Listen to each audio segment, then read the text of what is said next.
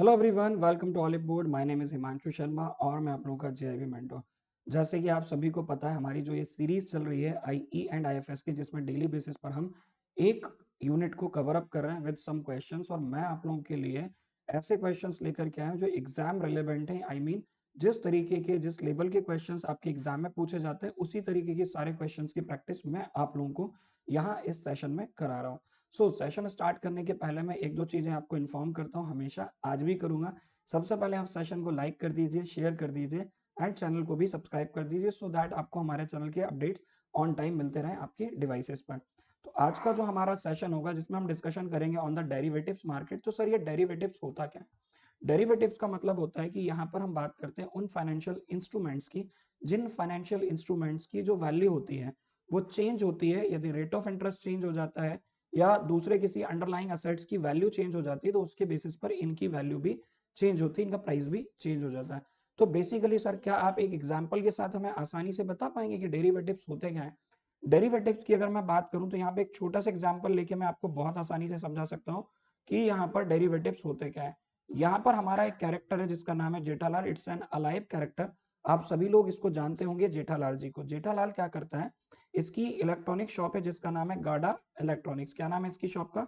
गाडा इलेक्ट्रॉनिक्स। और गाडा इलेक्ट्रॉनिक्स में क्या बेचा जाता है? ऑब्वियसली इलेक्ट्रॉनिक्स बेचे जाते हैं। यहाँ पर जेठालाल ने एक कंपनी है जिसका नाम है सोनी। सोनी इलेक्ट्रॉनिक्स अप्लायंसेस और इलेक्ट्रॉनिक्स को बनाने वाली कंपनी, द मैन्युफैक्चरर है। तो सोनी कंपनी के साथ एक टाई अप किया, एक कॉन्ट्रैक्ट किया। किसने? जेठालाल ने। जेठालाल ने कहा कि ऑन 25 अप्रैल, जेठालाल ने कहा कि 25 अप्रैल को सोनी कंपनी से लगभग 100 ऑफ यूनिट्स, किस चीज के? 56 इंचेस टेलीविजन के ये खरीदेगा। ठीक है। और इन दोनों ने ये कॉन्ट्रैक्ट किया कि ठीक है भाई, 25 अप्रैल 2024 को सोनी कंपनी जेठालाल को 100 यूनिट्स ऑफ 50 टेलीविजन के सप्लाई करेगी। तो ये डिलीवरी करेगा कौन? The manufacturer. और खरीदेगा कौन? The person who are willing to purchase the things और बाय द थिंग्स। ठीक है, तो ये खरीदने वाला है।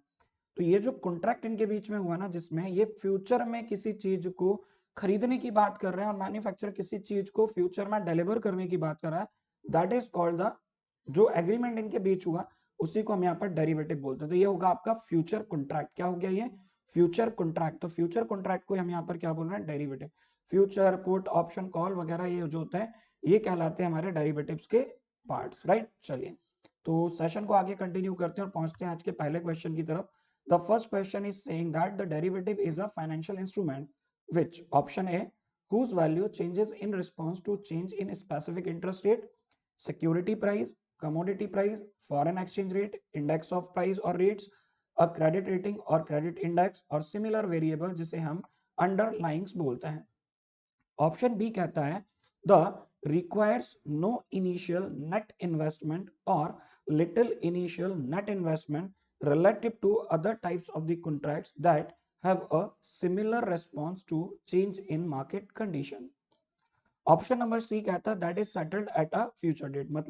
मतलब डेरिवेटिव वो है जिसकी वैल्यू चेंज होती है यदि स्पेसिफिक इंटरेस्ट रेट चेंज हो जाए, सिक्योरिटी प्राइस चेंज हो जाए, कमोडिटी प्राइस चेंज हो, फॉरेन एक्सचेंज रेट चेंज हो जाए, इंडेक्स प्राइस चेंज हो जाए या रेट चेंज हो जाए, या क्रेडिट रेटिंग और क्रेडिट इंडेक्स चेंज हो जाए।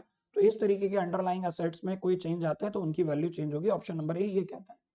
ऑप्शन नंबर बी कहता है there is require no initial investment. यहां पर आपको किसी भी तरीके के इनिशियल इन्वेस्टमेंट की जरूरत नहीं होती, और अगर होगी भी तो बहुत ही कम इनिशियल इन्वेस्टमेंट की रिक्वायरमेंट होती है जब आप कॉन्ट्रैक्ट साइन करते हैं मार्केट कंडीशंस के बेसिस पर। जैसे कि यहाँ पर जेठालाल ने जो कॉन्ट्रैक्ट किया, इसके अगेंस्ट इसको कोई भी पैसा इसे सोनी टीवी को, सोनी कंपनी को नहीं देना पड़ा है, राइट। ऑप्शन नंबर सी कहता है कि ये जो डेरिवेटिव्स होते हैं इनको सेटल किया जाता है फ्यूचर डेट्स में। मतलब आज आपने बात की है बट इनका जो सेटलमेंट होगा would be in future date. और ऑप्शन नंबर डी कहता है ऑल ऑफ द अबव। तो डेरिवेटिव को अगर डिफाइन करना है डेरिवेटिव्स को, तो कैसे कर सकते हैं? तो डेरिवेटिव क्या होता है? तो ऑप्शन नंबर ए ये भी सही है, बी भी सही है, सी भी सही है। इसीलिए अगर मैं इसको डिफाइन करना चाहूंगा तो एक सिंगल पैराग्राफ में ये option number D all of the above would be correct answer, इसका आंसर बन जाएगा। क्लियर है? चलिए आगे चलते हैं, देखते हैं क्वेश्चन नंबर 2 क्या कहता है। देखिए, छोटा छोटा दिख रहा होगा but what I can do यहाँ पर, क्योंकि चीजें इतनी सारी है, क्वेश्चन लेवल इतना हाई होता है, तो वो लेवल मैं अप्रोच कराने की आपको कोशिश कर रहा हूँ। अगर आप उस लेवल तक पहुंचते हैं तो आपको समझ आएगा कि किस तरीके के क्वेश्चंस वहां पूछे जाते हैं। लाइक मैं बात करूं क्वेश्चन नंबर 2 की। क्वेश्चन नंबर 2 कहता है कि which of the following statement is और आर नॉट करेक्ट। आपको क्या बताना है, डेरिवेटिव्स के सेंस में जो कॉन्सेप्ट है ना डेरिवेटिव, उस डेरिवेटिव कॉन्सेप्ट के सेंस में आपको ये बताना है कि कौन सा स्टेटमेंट नॉट ट्रू है ना, इनकरेक्ट वाला बताना है। सबसे पहला कहता है कि डेरिवेटिव एक तरीके की सिक्योरिटी है जो फाइनेंशियल कॉन्ट्रैक्ट की होती है, जिसकी वैल्यू डिराइव की जाती है किसी दूसरी चीज के वैल्यू के बेसिस पर, जैसे stock price, commodity price, exchange rate, interest rate और even an index of prices के बेसिस पर। ठीक है, सही कहा इसमें।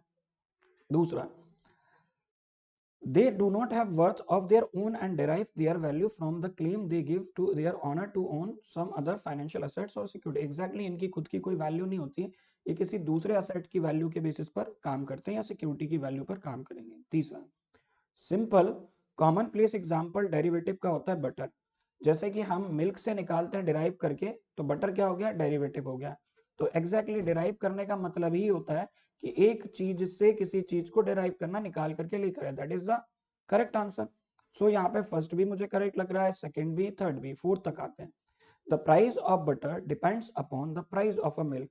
जो बटर का प्राइस होता है ना, वो डिपेंड करता है किसके प्राइस पर, मिल्क के प्राइस पर, which in turn depends upon the demand and supply of a milk। अब मिल्क की डिमांड एंड सप्लाई जितनी होगी तो मिल्क का प्राइस चेंज होगा, मिल्क का प्राइस चेंज होगा तो एज वेल एज बटर का प्राइस भी चेंज होगा, because it depends, it's value depends on the price of milk. किसकी वैल्यू, बटर की। तो मुझे ये भी सही लगा। The asset underlying a derivative में बी कमोडिटी और फिजिकल असेट। यहाँ पर अगर अपन डेरिवेटिव्स की बात करें तो डेरिवेटिव एक फिजिकल असेट होता है, नहीं भाई ये नहीं होता फिजिकल असेट। जैसे फ्यूचर है, कॉन्ट्रैक्ट है, ये कॉन्ट्रैक्ट्स होते हैं, बट फिजिकल असेट के फॉर्म में डेरिवेटिव नहीं मिलेगा। For example the price of a gold और अ करेंसी से it's like US dollar to be derived from 2 months will depend amongst the other on the price of commodity और currency. Exactly यहाँ पर हम जैसे price of gold या currency की बात करें तो यूएस डॉलर को हम जब डिलीवर कर रहे हैं 2 महीने बाद या 2 महीने पहले, जिस भी तरीके से आप डिपेंड यहाँ पर डिलीवर करने की बात करें, तो कमोडिटी की और करेंसी की जो वैल्यू है वो फ्लक्चुएट कर जाएगी। Derivative can be financial instrument और कमोडिटी। ठीक है, ये भी सही है। commonly used financial derivatives are forward contract, future contract, जिसमें हम currency, interest rate, options and swaps वगैरह हो सकते हैं। तो मुझे 7th 8th भी करेक्ट लगा। अब मैं बात करूं 9th की। commodity derivatives are like future and option for commodity like metal, bullion, agriculture product, crude oil etc। तो ये अंडरलाइंग असेट्स है, बिल्कुल ये हो सकते हैं। तो डेरिवेटिव्स जो होते हैं फ्यूचर्स और ऑप्शन होते हैं, किसके लिए, metals, Boolean, agriculture product, crude oil के लिए। एग्जैक्टली ये भी सही है। तो इसमें से मैंने देखा फर्स्ट सही है, सेकंड सही है, थर्ड सही है, फोर्थ सही है, 6, 7, 8, 9 सारे करेक्ट है। सिर्फ इनकरेक्ट कौन सा दिखा है मुझे, फिफ्थ। तो जहां पर आपको फिफ्थ ऑप्शन मिल रहा है वो इसका करेक्ट आंसर हो जाएगा। तो only fifth option number A में है, यही इसका करेक्ट आंसर है। Now let's move to the third question. Third question क्या कहता है,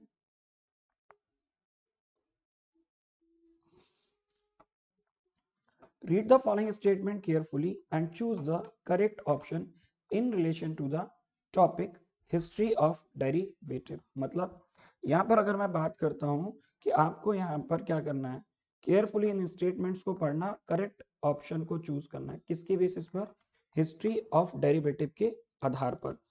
तो फर्स्ट स्टेटमेंट कहता है कि the first step towards the introduction of financial derivative trading in India was the promulgation of a securities law amendment ordinance since 1995। It provided for withdrawal of provision on option in securities beginning the year 2000, saw lifting of ban on future trading in many commodities around the same period। National Electronic Commodity Exchange were also set up। मतलब यहाँ पर कहा जा रहा है कि भारत में जो पहला कदम रखा गया किसके लिए, कि हम फाइनेंशियल डेरिवेटिव ट्रेडिंग को शुरू करें इंडिया में, उसकी शुरुआत करें, उसको इंट्रोड्यूस करें। तो ये promulgation of the securities law ordinance amendment act हमारा 1995 में हम लेकर के आए थे, और सॉरी ऑर्डिनेंस आया था, एक्ट नहीं था। और ये प्रोवाइड करता है कि इसमें हमने क्या किया था, पहले हम ऑप्शन सिक्योरिटीज में ट्रेड जो करते थे डेरिवेटिव में, उस पर रोक लगी हुई थी, ये प्रोविजन लगा हुआ था ना, इसको हटाया गया। ठीक। और शुरुआती ईयर 2000, वर्ष 2000 की शुरुआत में ये देखा गया कि जो बैन लगा हुआ था फ्यूचर ट्रेडिंग पर बहुत सारी कमोडिटीज में, उनको भी हमने हटाया। Around the same period national electronic commodity exchange को सेटअप किया गया। ये भी एक हमारा कदम है टुवर्ड्स द स्टार्टिंग और इंट्रोडक्शन ऑफ डेरिवेटिव्स। स्टेटमेंट 2 कहता है कि डेरिवेटिव्स ट्रेडिंग कमेंस किया गया इंडिया में, शुरू किया गया इंडिया में जून 2000 में, जब सेबी ने ग्रांट किया, फाइनेंशियल अप्रूवल दिया कि वर्ष मई 2001 से हमारी कंट्री में यहाँ पर डेरिवेटिव मार्केट या डेरिवेटिव ट्रेडिंग की जा सकती है। और इसको रिकमेंडेशन किया था किसने? लक्कड़वाड़ा कमेटी ने, राइट? किसने? लक्कड़वाड़ा कमेटी ने।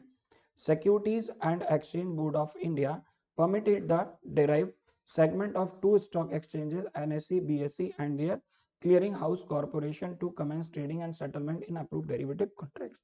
तो अब आपको ये बताना है कि ऑप्शन नंबर ए कहता है स्टेटमेंट 1 करेक्ट है, 2 इनकरेक्ट है, 1 इनकरेक्ट है, 2 करेक्ट है, दोनों करेक्ट है, दोनों इनकरेक्ट है। देखो पहली चीज तो मैं आपको बता देता हूँ, यहाँ पर जब भी हम बात करें लकड़वाला कमेटी की, तो Lakdawala committee is related to the poverty. किससे रिलेटेड है? पोवर्टी से। तो ये स्टॉक एक्सचेंज से रिलेटेड तो है नहीं, तो कमेटी का नाम गलत है, इसीलिए ये वाला स्टेटमेंट हो गया इनकरेक्ट। तो स्टेटमेंट 2 को हमने पूरा इनकरेक्ट कर दिया। तो जहां जहां भी स्टेटमेंट 2 इनकरेक्ट है वो हमारा स्टेटमेंट ऑप्शन सही हो सकता है। तो बोथ स्टेटमेंट इनकरेक्ट है, ये वाला भी हो सकता है, और 2 इनकरेक्ट है, ये वाला भी हो सकता है, तो ये तो नहीं ही होगा। अब हम फर्स्ट पर आते हैं, तो फर्स्ट वाला बिल्कुल सही है। तो ऑप्शन नंबर ए में स्टेटमेंट 1 करेक्ट और 2 इनकरेक्ट आपको बता रहा, और यही आपका करेक्ट ऑप्शन होगा। चलिए अगले क्वेश्चन की तरफ बढ़ते हैं। क्वेश्चन नंबर 4 क्या कहता है? Which among the following statements is और are not right in relationship to the concept of swaps. Swaps का मतलब होता है एक्सचेंज। क्या होता है? सो यहां पर कह रहा है कि कौन सा स्टेटमेंट इनमें से राइट नहीं है। राइट नहीं है मतलब इनकरेक्ट है। किसके रिलेशनशिप में? स्वैप्स के रिलेशनशिप में। A swap refers to an exchange of one financial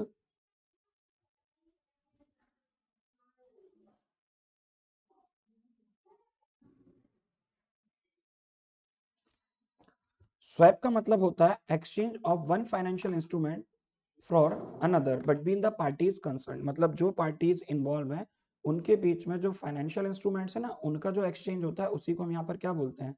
उसी को हम यहाँ पर क्या बोल रहे हैं? उसको हम यहाँ पर बोलते हैं swap. This example takes place at a predetermined time as specified in contract। और इसे हम क्या बोलेंगे? ये जो एक्सचेंज है ये प्री डिटरमाइंड टाइम पर। प्री डिटरमाइंड टाइम का मतलब क्या होता है? पहले से जो डिसाइडेड टाइम है ना, उसमें इन्होंने इस एक्सचेंज को कर रखा है कॉन्ट्रैक्ट साइन, राइट? मतलब इसे हम सेटल करेंगे जो डेट हमने डिसाइड कर रखी है उसमें, और ये कॉन्ट्रैक्ट इन्होंने ऑलरेडी साइन करा होगा। किसने? पार्टीज ने।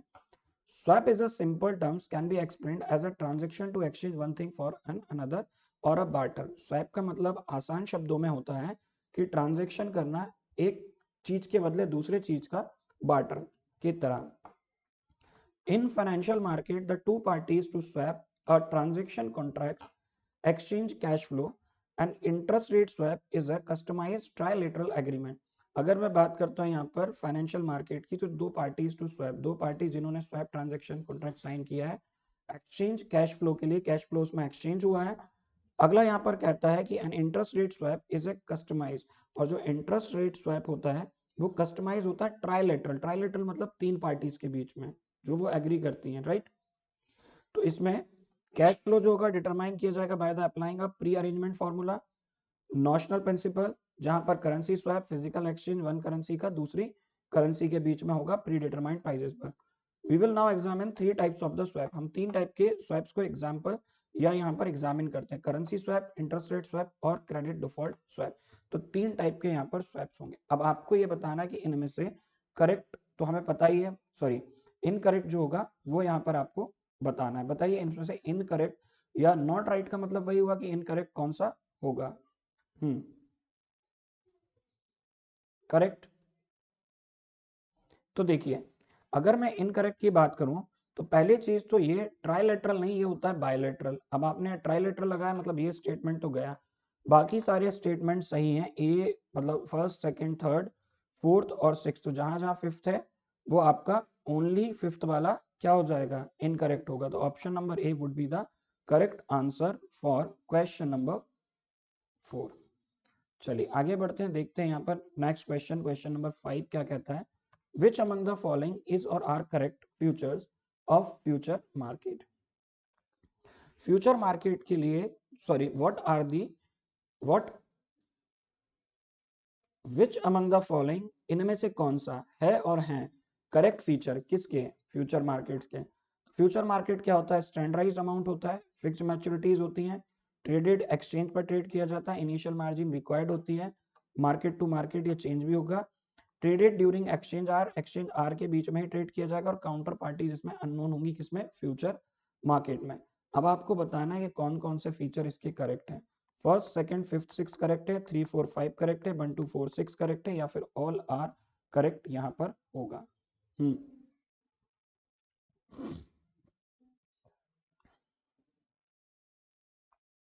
Very good. So the correct answer would be option number D, all are correct. ये सारे के सारे जो हैं ये फीचर होते हैं किसके, हमारे फ्यूचर मार्केट के। चलिए, अगर आपने सेशन देखा तो पूरे सेशन तक रुकिएगा, कुछ और अच्छी इन्फॉर्मेशन मैं आपको बता रहा हूँ अबाउट द पेड बैचेस। यहाँ पर हमारा एक लक्ष्य बैच है, it was started from 6 of Jain 2024। ये 2 भाषाओं में आपको मिल जाएगा, बाइलिंगुअल और इंग्लिश मीडियम कोर्स है। ये इसमें अभी 40% ऑफ चल रहा है। यदि आप एनरोल करना चाहते हैं तो एनरोल कीजिए बाय यूजिंग कोड हिमांशु। अगर आप हिमांशु कोड यूज करके इस बैच में एनरोल करते हैं तो 40% का ऑफ मिल रहा है। ये इसका जो एक्चुअल प्राइस है 3499 है, लेकिन आपको इफेक्टिव प्राइस 2099 में ये बैच मिल जाएगा। तो go and enrol now in this batch. Facility क्या है वो मैं आपको बताता हूँ। देखिए, लक्ष्य बैच में आपको 200 से ज़्यादा लाइव क्लासेस मिलेंगी, पूरा कंप्लीट कॉम्प्रिहेंसिव प्रिपरेशन होगा, चारों पेपर को कवर किया जाएगा सिंगल कोर्स में, इंडिया के बेस्ट मेंटोर्स के साथ आप पढ़ेंगे जिन्होंने खुद भी जेआईबी क्वालिफाई किया। बैलेंस कवरेज होगा, केस स्टडीज का, एमसीक्यूज का, थ्योरी पोर्शंस का, रिकॉर्डेड वीडियो मिलेंगे आपको। जैसे मान लीजिए लाइव क्लास तो होती है, आपने लाइव क्लास नहीं ले पाए तो वही क्लास आपके अकाउंट में ऐड, मतलब पूरा कोर्स जो होगा, लाइव अगर ज्वाइन नहीं कर पाते तो रिकॉर्डेड भी आप देख सकते हैं, और लाइव देख लिया तब भी रिकॉर्डेड आप देख सकते हैं रिवीजन के लिए।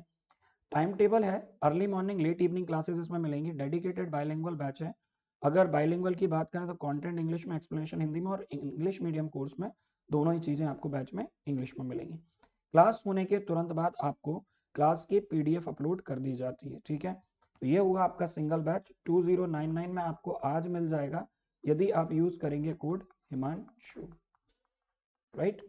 इसके बाद आगे चलते हैं, JIB सुपर रेट। ये एक सब्सक्रिप्शन है और मैं ज्यादातर लोगों को बोलता हूं कि आप इसको प्रेफर करें यदि आपको सारी चीजों का एक्सेस चाहिए। एक्सेस क्यों?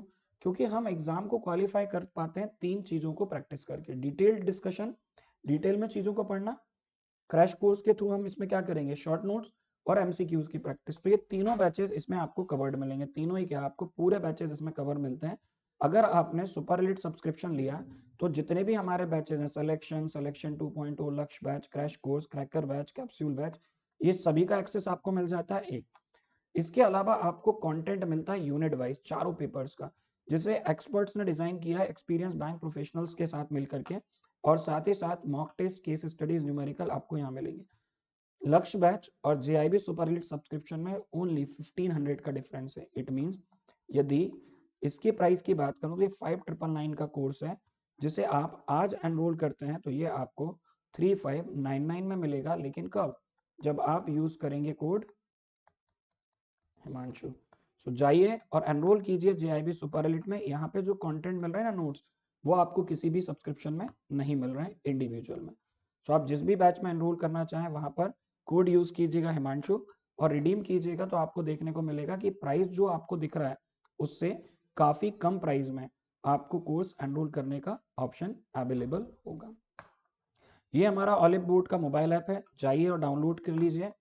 यहाँ पर आप क्लास अटेंड कीजिए, आप टेस्ट दीजिए, या फिर फ्री ई कंटेंट डाउनलोड कर लीजिए, यहाँ से आपको ऑप्शन मिलेगा। ये हमारा JIB CIB ऑलिव बोर्ड का यूट्यूब चैनल है, जाइए और जल्दी से इसको सब्सक्राइब कर लीजिए, बेल आइकन को प्रेस कर देंगे तो आपको यहाँ पर हमारे चैनल के सारे अपडेट्स मिलते रहेंगे। कनेक्ट कीजिए टेलीग्राम पर लेटेस्ट एग्जाम अपडेट्स के लिए, ई बुक्स के लिए, डेली क्विज के लिए और डाउट क्लियरिंग और भी अधिक चीज़ों के लिए आप हमारे official Telegram JIB CIB OB से जुड़ सकते हैं। ये ऑलिव बोर्ड का ऑफिशियल टेलीग्राम चैनल है, राइट। मैं सेशन को एंड करूंगा, उसके पहले आप सेशन को लाइक करेंगे, शेयर करेंगे और चैनल को सब्सक्राइब करना बिल्कुल नहीं भूलेंगे। साथ ही साथ कमेंट करेंगे और नोटिफिकेशन के लिए आप यहाँ पर सब्सक्राइब कर देंगे, बेल आइकन को प्रेस कर देंगे तो आपको नोटिफिकेशन मिलता रहेगा। सो यहाँ पर मैं अपने सेशन को एंड करता हूँ। हम मिलेंगे आपको नेक्स्ट सेशन में, तब तक के लिए थैंक यू सो मच।